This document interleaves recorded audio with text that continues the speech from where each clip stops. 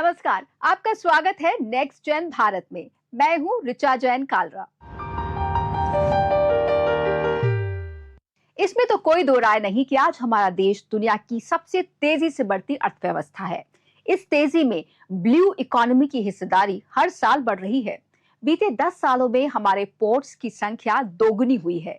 सी traffic 200% बढ़ा है और इससे देश के अलग अलग हिस्सों में रोजगार के ज्यादा मौके तैयार हुए हैं, जिससे भविष्य में भारत के एक मैरीटाइम सुपर पावर बनने की राह तैयार हुई है। समुद्र की लहरों पर दौड़ती भारत की अर्थव्यवस्था अब नई दिशा ले रही है। ब्लू इकोनॉमी के तहत सरकार और निजी कंपनियां मिलकर स्मार्ट हाईटेक बंदरगाह विकसित कर रही हैं। जहां कभी जहाजों को घंटों इंतजार करना पड़ता था, आज एआई, सेंसर और ऑटोमेटेड क्रेन्स मिनटों में काम पूरा कर रहे हैं। भारत का लगभग 95% व्यापार मात्रा के आधार पर और 70% मूल्य के आधार पर समुद्री मार्ग से होता है।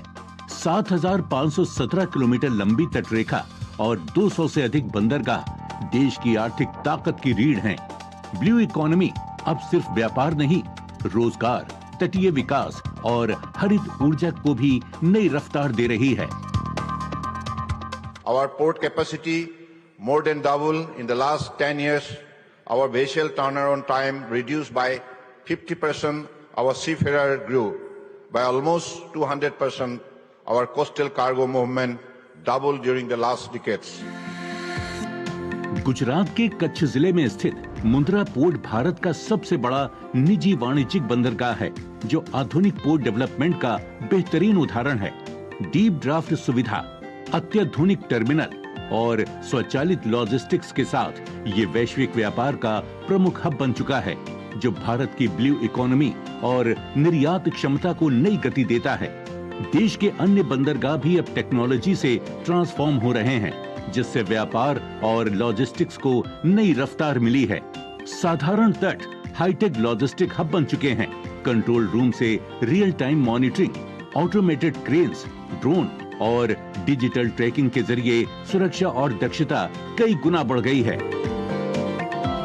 Until few years back, this industry was run by rule of thumb. If there is this much cranes, this much trucks, this much people, and so on. I think all that is getting eliminated now. So the computers decide on what is the right mix of equipments that needs to come in. So that means that the person deciding also should have the knowledge of how to operate these things. So yes, so that also makes us think about the kind of people that we would want to employ. So younger people who are knowledgeable in some of these things, with some sort of experienced people. It's a balance that we have, but in the future it will be a little more younger, and that is how it is going to be.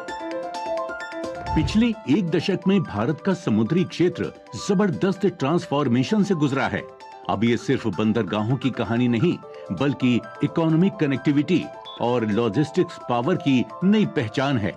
Major ports ने अपनी क्षमता और कामकाज को international standard तक upgrade किया है, जिससे देश के अंदर व्यापार की रफ्तार तेज हुई है और दुनिया में भारत की साख और मजबूत हुई है। आज बंदरगाह सिर्फ जहाजों का ठिकाना नहीं, बल्कि भारत को एक उभरती हुई मैरीटाइम सुपर पावर बनाने की नींव बन चुके हैं। हमें 3 सोर्सेज से इंफॉर्मेशन मिलती है जहाज के बारे में। पहला है आपका रेडार से हम इंफॉर्मेशन लेते हैं।